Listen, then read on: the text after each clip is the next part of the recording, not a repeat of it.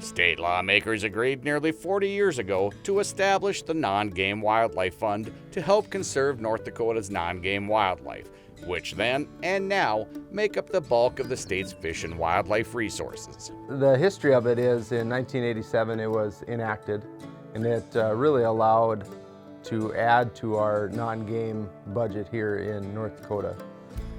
Since then, we've had some other funding sources that have really increased what we can do to research non-game, but in its inception, it was the cream of the crop when it came to what we could spend money on. The process to contribute to the fund is simple. Contributions for supporting wildlife conservation can be made on the Watchable Wildlife Checkoff on the state tax form. The most recent things is we're doing a study on curlew movement. Curlew is a big shorebird that's in western North Dakota, and we've been able to put radio trackers on them and track their movements and see where they nest and all important things like that. Isaacson says the tax fund brings in around $20,000 a year to help with these projects. We don't spend the $20,000 every year on a new project.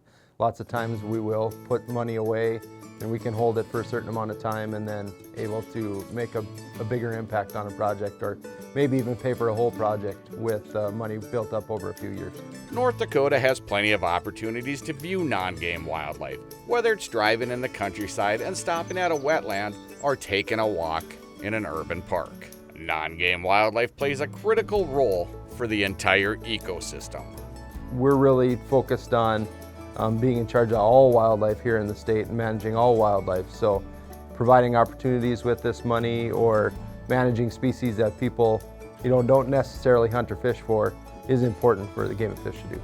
This is Mike Anderson in the North Dakota Outdoors.